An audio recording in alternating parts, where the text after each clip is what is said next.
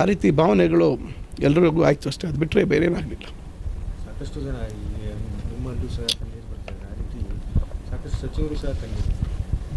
ಇಲ್ಲ, ಎಲ್ರಿಗೂ ಭಾಳ ನೋವಾಯಿತು. ಅಹಿಂದ ಸಮಾಜ ಆಗಿರ್ಬೋದು, ಎಲ್ಲ ಸಮಾಜನೂ ಒಟ್ಟಿಗೆ ತಗೊಂಡೋಗುವಂಥ ಕೆಲಸ ಮಾಡ್ತಾರೆ. ಈಗ ತಾಂತ್ರಿಕವಾಗಿ ಹೇಳಬೇಕಾದ್ರೆ ನಾನೀಗ ಮಾಜಿ ಮಂತ್ರಿ. ಈ ಗಳಿಗೆಯಲ್ಲಿ ಕೇರ್ ಟೇಕರ್ ಗೌರ್ಮೆಂಟಲ್ಲಿ ಅದು ಒಂದು ಎರಡು ರೀತಿ ಇದೆ. ಒಂದೊಂದು ಸತಿ ಬರೀ ಮುಖ್ಯಮಂತ್ರಿಗಳು ಕೇರ್ ಟೇಕರ್ ಆಗಿರ್ತಾರೆ, ಅಥವಾ ಇಡೀ ಸಂಪುಟನೂ ಒಂದು ತಾತ್ಕಾಲಿಕವಾಗಿ ಉಳಿಯುವಂಥದ್ದಿದೆ. ರಾಜ್ಯಪಾಲರ ಆದೇಶ ನಾನು ನೋಡಿದ್ದೀನಿ, ಅದರಲ್ಲಿ ಸ್ಪಷ್ಟತೆ ಇಲ್ಲ. ನಾನು ಈಗ ಕಾರ್ಯಕ್ರಮಕ್ಕೆ ಬಂದಿದ್ದೀನಿ, ಮುಂಚೆನೇ ನಿಗದಿಯಾಗಿತ್ತು. ಈಗ ಮಾನ್ಯ ರಾಜ್ಯಪಾಲರನ್ನು ನಾನು ಇವಾಗ ಅಲ್ಲಿ ಮಾನ್ಯ ಉಪರಾಷ್ಟ್ರಪತಿಗಳು ಬಂದಂಥ ಸಂದರ್ಭದಲ್ಲಿ ಭೇಟಿ ಆಗ್ತೇನೆ, ಅವ್ರನ್ನ ಕೇಳ್ತೇನೆ ಟೆಕ್ನಿಕಲಿ ಈಗ ನಾನು ಕಾರ್ಯಕ್ರಮದಲ್ಲಿ ಭಾಗವಹಿಸ್ಬೋದಾ ಇಲ್ಲ ಅಂತಕ್ಕಂಥದ್ದು ಒಂದು ರೀತಿ ನನಗೆ ಒಂದು ಗೊಂದಲ ಇದೆ. ಅದರಿಂದ ಇದು ಇದೆ ಒಂದು ಕಡೆ. ಮತ್ತು ಪಕ್ಷ ಇವತ್ತು ಯಾರು ಇರಬೇಕು ಸಂಪುಟದಲ್ಲಿ ಅಂತಕ್ಕಂಥದ್ದನ್ನು ಪಕ್ಷದ ಹೈಕಮಾಂಡ್, ಈಗ ಮಾನ್ಯ ಮುಖ್ಯಮಂತ್ರಿಗಳು ಏನು ಈಗ ಸದ್ಯಕ್ಕೆ ಇನ್ನು ಅವರೇ ಮುಂದುವರಿತಾ ಇದ್ದಾರೆ, ಸಿದ್ದರಾಮಯ್ಯನವರು ಕೇರ್ ಟೇಕರಾಗಿ, ಮತ್ತು ಒಳಗೆ ಬರುತ್ತೆ ಮುಂದೆ ಆಗ್ತಕ್ಕಂಥ ಮುಖ್ಯಮಂತ್ರಿಗಳು ಡಿ ಕೆ ಶಿವಕುಮಾರ್ ಅವರು, ಇವರೆಲ್ಲರೂ ಸೇರಿ ಯಾರು ಇರಬೇಕು ಯಾರು ಇಲ್ಲ ಅಂತಕ್ಕಂಥದ್ದು ಅವ್ರು ತೀರ್ಮಾನ ಮಾಡ್ತಾರೆ. ಹೊಸದಾಗಿ 40 ಮಂದಿ ಶಾಸಕರು ಆಯ್ಕೆಯಾಗಿದ್ದಾರೆ, ಅವ್ರಿಗೂ ಸಹ ಒಂದು 5 ಸಚಿವ ಸ್ಥಾನವನ್ನು ಕೊಡಬೇಕು ಅನ್ನೋ ಒಂದು ಮನವಿ ಈ ಹಿಂದೆಯಿಂದಲೂ ಇರುವಂಥದ್ದು ಸರ್, ಹೊಸ ನಾಯಕತ್ವಕ್ಕೆ ಕೊಡಬೇಕು. ನೋಡಿ, ಸಹಜವಾಗಿ ರಾಜಕಾರಣದಲ್ಲಿ ಇವತ್ತು ಒಂದು ಶಾಸಕ ಆಗಬೇಕಾದ್ರೆ ಭಾಳಷ್ಟು ಸಂಘಟನಾತ್ಮಕ ಮತ್ತು ರಾಜಕೀಯ ಪ್ರೌಢಿಮೆ ಮತ್ತು ಜನರ ವಿಶ್ವಾಸವನ್ನು ಪಡೆದಂಥವರೇ ಇವತ್ತು ಶಾಸಕರಾಗ್ತಕ್ಕಂಥದ್ದು. ಅದರಿಂದ ಪ್ರತಿಯೊಬ್ಬರಿಗೂ ಇವತ್ತು ಮಂತ್ರಿ ಆಗಬೇಕು, ಮತ್ತಷ್ಟು ಜನರಿಗೆ ಒಳ್ಳೆ ಕೆಲಸ ಮಾಡುವಂಥ ಅವಕಾಶ ಆಗಬೇಕು ಅಂತಕ್ಕಂಥ ಬಯಕೆ ಇರ್ತದೆ. ಈಗ ಯಾರು ಸುಮಾರು 35-40 ಜನ ಪ್ರಥಮ ಬಾರಿ ಆಯ್ಕೆಯಾಗಿರ್ತಕ್ಕಂಥ ಶಾಸಕರು ಅವರ ಇಂಗಿತವನ್ನು ಅವರು ವ್ಯಕ್ತಪಡಿಸಿದ್ದಾರೆ. ಅಂತಿಮವಾಗಿ ಪಕ್ಷದ ಹೈಕಮಾಂಡ್ ತೀರ್ಮಾನ. ಪಕ್ಷದ ಹೈಕಮಾಂಡ್ ಇವತ್ತು ಪ್ರಥಮ ಬಾರಿ ಆಯ್ಕೆಯಾಗಿರ್ತಕ್ಕಂಥವ್ರಿಗೆ ನಾವು ಹುದ್ದೆಗಳನ್ನು ಕೊಡ್ತೀವಿ, ಜವಾಬ್ದಾರಿ ಕೊಡ್ತೀವಿ ಅಂತ ತೀರ್ಮಾನ ಮಾಡಿದ್ರೆ ಅದನ್ನು ಎಲ್ಲರೂ ಸ್ವಾಗತ ಮಾಡ್ತೀವಿ.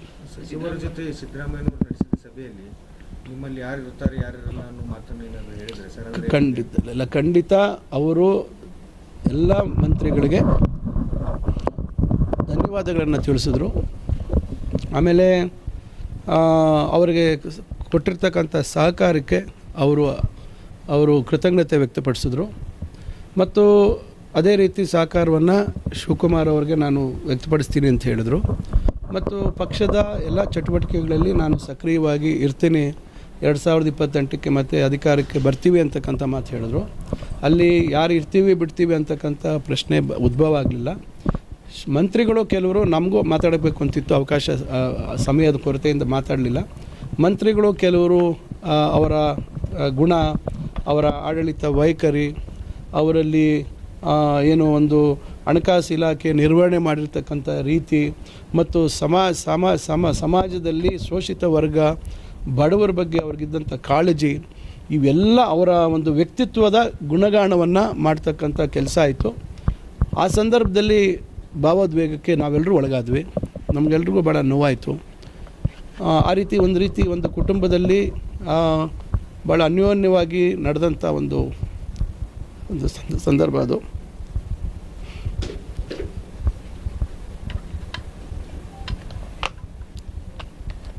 ಆ ರೀತಿ ಭಾವನೆಗಳು ಎಲ್ರಿಗೂ ಆಯಿತು ಅಷ್ಟೇ, ಅದು ಬಿಟ್ಟರೆ ಬೇರೆ ಏನಾಗಲಿಲ್ಲ.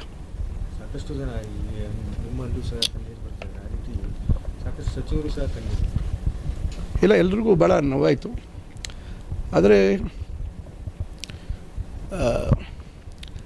ನಾವೆಲ್ಲ ರಾಜಕೀಯ ವ್ಯವಸ್ಥೆಯಲ್ಲಿದ್ದೀವಿ, ಅಧಿಕಾರ ಯಾರಿಗೂ ಶಾಶ್ವತ ಇಲ್ಲ.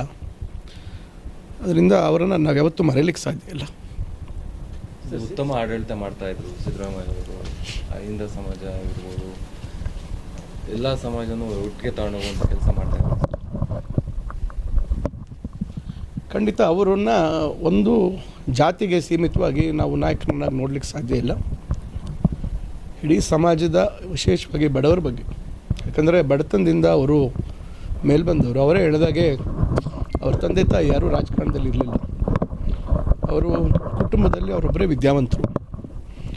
ಅವರು ಇವತ್ತು ರಾಜ್ಯದಲ್ಲಿ ಇಷ್ಟು ದೊಡ್ಡ ಮಟ್ಟಕ್ಕೆ ಬೆಳೀತೀರಿ ಅಂತಕ್ಕಂಥ ನಂಬಿಕೆ ಅವ್ರಿಗೆ ಇರಲಿಲ್ಲ. ಇವತ್ತು ಎಲ್ಲರ ವಿಶ್ವಾಸವನ್ನು ಪಡೆದಿದ್ದಾರೆ. ಬಹುಶಃ ಅವರು ಈ 2-3 ದಿನಗಳಲ್ಲಿ ನಡ್ಕೊಂಡಂಥ ರೀತಿ ಬಹುಶಃ ಇವತ್ತಿನ ಒಂದು ಕೆಟ್ಟಿರ್ತಕ್ಕಂಥ ರಾಜಕೀಯ ವ್ಯವಸ್ಥೆಗೆ ಬಹುಶಃ ಒಂದು ವಿಶಿಷ್ಟವಾದಂಥ ಒಂದು ರೀತಿಯಾದಂಥ ದಿಕ್ಕನ್ನು ತೋರಿಸ್ಕೊಟ್ಟಿದ್ದಾರೆ. ರಾಜಕಾರಣದಲ್ಲಿ ಯಾರಿಗೂ ಅಧಿಕಾರ ಶಾಶ್ವತ ಅಲ್ಲ. ಇವತ್ತು ಜನರ ಆಶೀರ್ವಾದ ಬೇಕು, ಜನರ ನಂಬಿಕೆ ವಿಶ್ವಾಸವನ್ನು ಗಳಿಸಬೇಕು. ಅದರ ಮೇಲೆ ಅಧಿಕಾರ ಬಂದಂಥ ಸಂದರ್ಭದಲ್ಲಿ ನಾವು ಒಂದು we have to be grounded ಅಂತ ಹೇಳ್ತಾರೆ. ಅಂದರೆ ನಾವು ನಮ್ಮ ಕಾಲಿನ ಮೇಲೆ ನಾವು ನಿಂತ್ಕೋಬೇಕು. ನಾವು ಹೇಗೆ ಬೆಳೆದು ಬಂದ್ವಿ, ಯಾರಿಂದ ನಾವು ಇಲ್ಲಿವರೆಗೂ ಬಂದಿದ್ದೀವಿ ಅಂತಕ್ಕಂಥದ್ದನ್ನು ನಾವೆಲ್ಲ ಅರ್ಥ ಮಾಡ್ಕೋಬೇಕು ಅಂತಕ್ಕಂಥದ್ದು. ಅದರಿಂದ ಎಲ್ಲರೂ ಡಿ ಕೆ ಶಿವಕುಮಾರ್ ಅವ್ರಿಗೂ ಭಾವೋದ್ವೇಗಕ್ಕೊಳಗಾದರು. ಅದರಿಂದ ಅವರನ್ನು ನಾವು ಯಾವತ್ತೂ ಮರೀಲಿಕ್ಕೆ ಸಾಧ್ಯ ಇಲ್ಲ.